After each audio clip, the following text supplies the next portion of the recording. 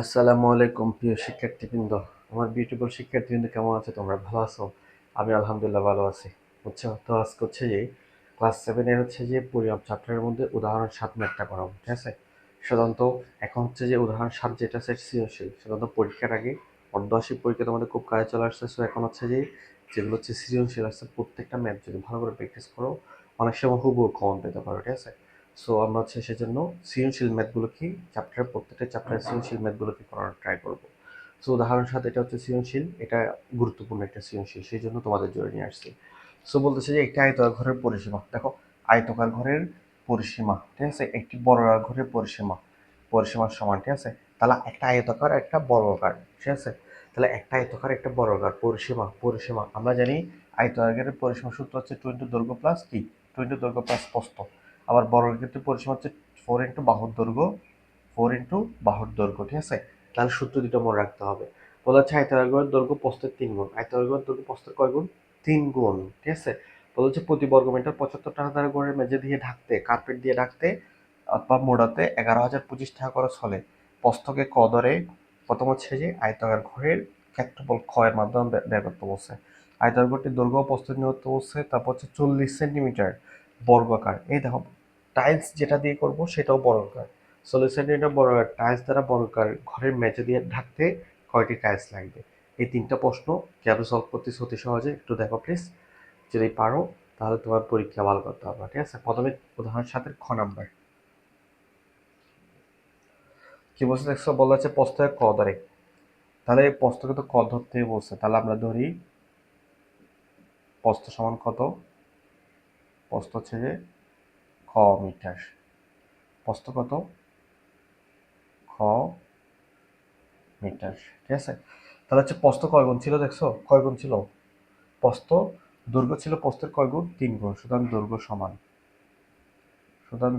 কত হবে? 3 ইন্টু ক মিটার সমান 3 খ মিটার। তাহলে ক্ষেত্রফলের মাধ্যমে এই যে ক্ষেত্রফল বের করতে বলছে না, ক্ষেত্রফল দেখছো, ক্ষেত্রফল বের করতে বলছে না, তাহলে আমরা ক্ষেত্রফলের সূত্র লিখবো। তাহলে ক্ষেত্রফল সমান দৈর্ঘ্য গুণ প্রস্থ সমান 3 ক, সাথে একটা ক হলে কত হবে? 3 ক স্কয়ার বর্গ মিটার, ঠিক আছে? এটা হচ্ছে খ নাম্বার। খ নাম্বারটা আনসার হয়ে গেছে। তাহলে হচ্ছে আমরা প্রথমে প্রস্থের যেটা দেওয়া আছে সেটা লিখছি, দৈর্ঘ্য হচ্ছে 3 গুণ ছিল, প্রস্থের 3 গুণ ছিল, যেমন 3 ক 3 দ্বারা গুণ করছি। ক্ষেত্রফল সূত্র আমরা জানি, এই যে ক্ষেত্রফল সূত্র কি, আয়তকার ক্ষেত্রে ক্ষেত্রফল সূত্র দেখছো, দৈর্ঘ্য গুণ প্রস্থটা সবাই জানে এখন। তাহলে এই দৈর্ঘ্য গুণ প্রস্থ, আমাদের দৈর্ঘ্য ছিল 3 ক আর প্রস্থ ছিল ক, টোটাল করে 3 ক স্কয়ার বর্গ মিটার, এটাই, ঠিক আছে? এরপর বলতেছে আয়তকার ঘরটির দৈর্ঘ্য ও প্রস্থ নির্ণয় করো, ঠিক আছে? তাহলে আমাদের দেখো এই যে প্রতি বর্গ মিটার মিনস এক বর্গ মিটারের জন্য কয় টাকা খরচ হয়, কয় টাকা খরচ হয়? তাহলে 75 টাকা খরচ হয়। এই যে 75 টাকা খরচ হয় সমান 75 টাকা খরচ হয় কয় বর্গ মিটারে? 1 বর্গ মিটারে, ঠিক আছে? তারপর হচ্ছে যে 1 টাকা খরচ হয়, এই যে 1 টাকা খরচ হয় সমান,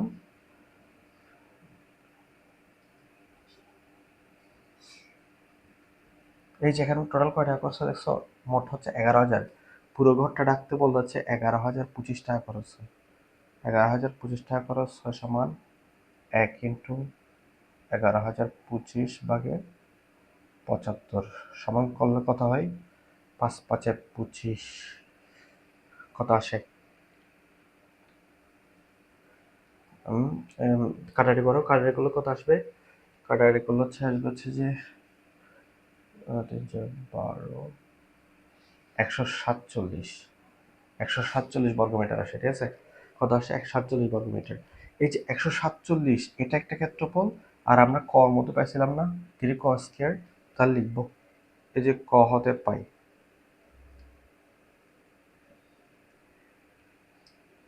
ঘরের মেঝের ক্ষেত্রফল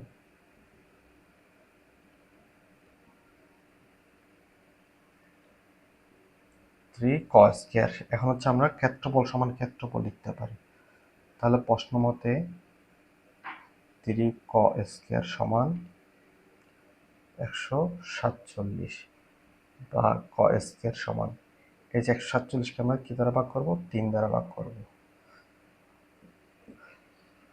তিন দ্বারা ভাগ করলে কত আসে বলো?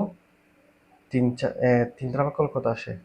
3 × 4 = 12, 2 × 27, 3 × 9 = 27।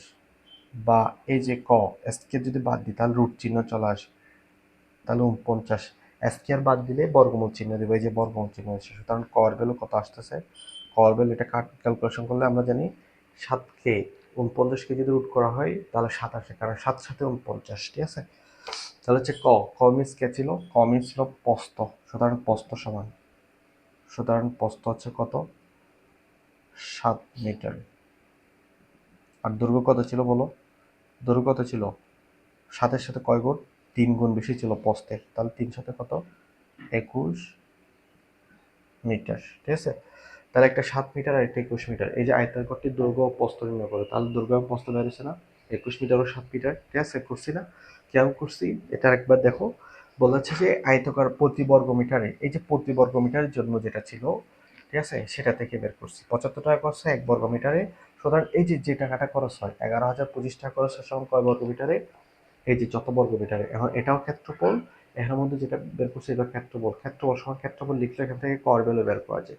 আর মিস ছিল প্রস্থ, আর প্রস্থ থেকে আমরা প্রস্থ কয়গুণ ছিল? 3 গুণ। এই জন্য 3 দ্বারা গুণ করলে কি পাওয়া যায়? দৈর্ঘ্য পাওয়া যায়। গুড। এটা বুঝছো না? এই দুটো বুঝছো। এখন হচ্ছে আমরা লাস্টটা করবো।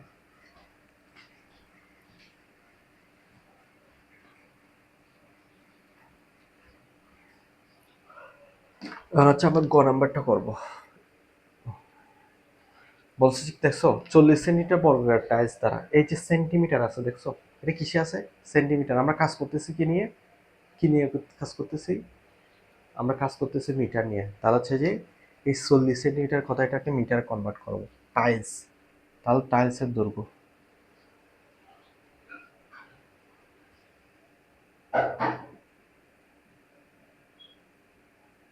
টাইলসের দৈর্ঘ্য কি ছিল? 40 সেন্টিমিটার।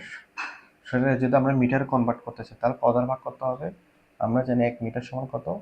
100 সেন্টিমিটার। তাহলে মিটার সেন্টিমিটার থেকে মিটার বড় একক, সেই জন্য আমরা ভাগ করব। তাহলে ভাগ করলে 2 ঘর হয়ে যাবে। তাহলে কত হবে?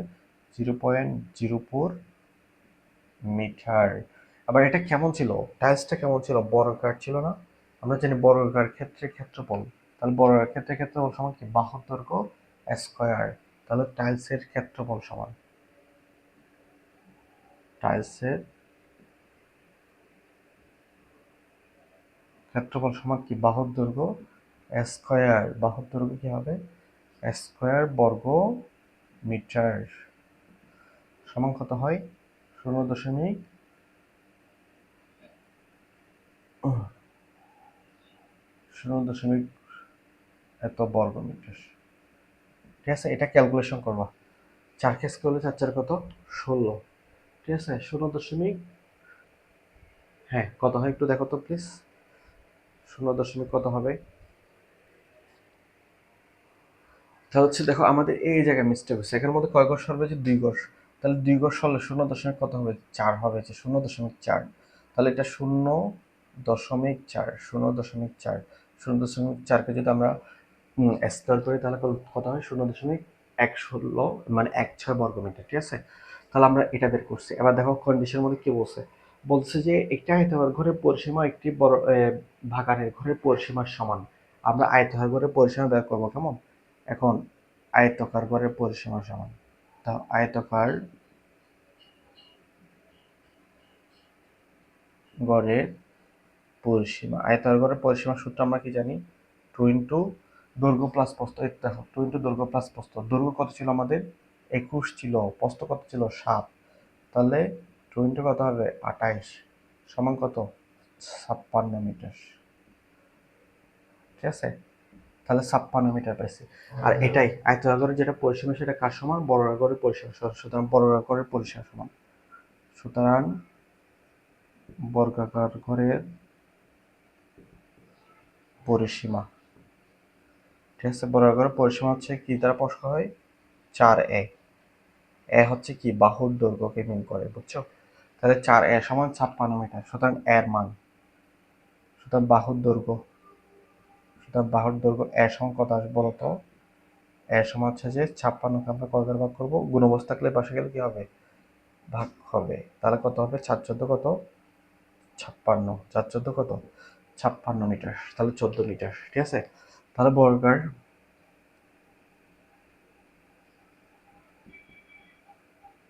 বর্গার মেজের ক্ষেত্রফল, আমরা ক্ষেত্রফল বের করব। ক্ষেত্রফল সূত্র কি ছিল? বাহুর দৈর্ঘ্য স্কয়ার। বাহুর দৈর্ঘ্য স্কয়ার, তাহলে বাহুর দৈর্ঘ্য কত পাইছিলাম? 14, তাহলে 14 স্কয়ার সমান কত হবে? 196 বর্গ মিটার। ঠিক আছে, এখন হচ্ছে কি লাগবে? এই যে বলতে হচ্ছে যে টাইলস, কয়টি টাইলস লাগবে, সুতরাং টাইলসের প্রয়োজন হবে সমান,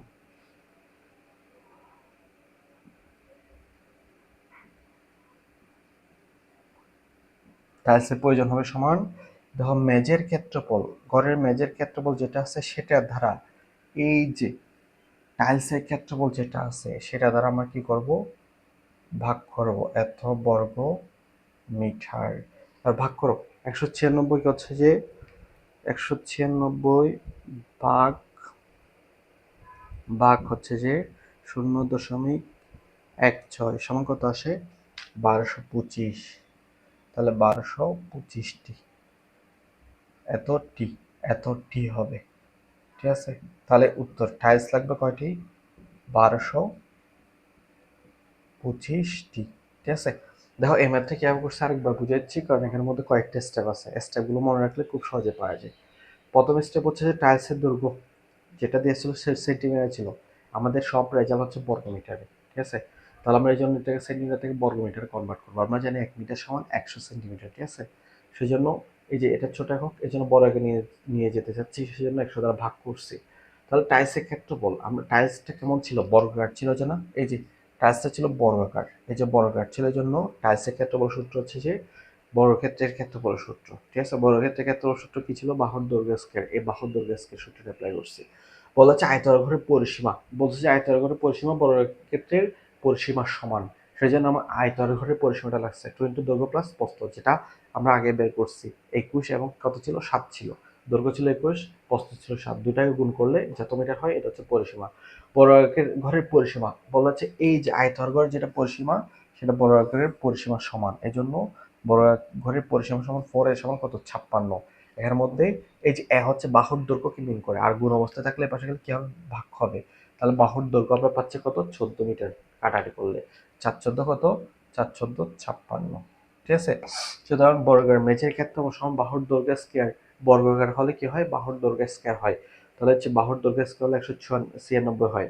সুতরাং টাইলসের প্রয়োজন হবে সমান এই যে মেঝের যে ক্ষেত্রফল ছিল সেটা দ্বারা কি টাইলসের ক্ষেত্রফলকে ভাগ করব, ভাগ করলে যেটা পাওয়া যাবে এতটি হচ্ছে কি পাওয়া যাবে? এতটি হচ্ছে যে টাইলসের প্রয়োজন হবে। সো বাসার মধ্যে প্র্যাকটিস করবা প্লিজ, আর হচ্ছে সাবস্ক্রাইব করবা, অবশ্যই সাথে থাকবা, তোমাদের জন্য আরো অনেক ধামাকা ধামাকা অফার নিয়ে আসবো। ঠিক আছে, সো ভালো কিছু করার জন্য অবশ্যই আমার আমার চ্যানেলের সাথে থাকবা, সাবস্ক্রাইব এবং ফলো দিয়ে রাখবা। আল্লাহ হাফিজ।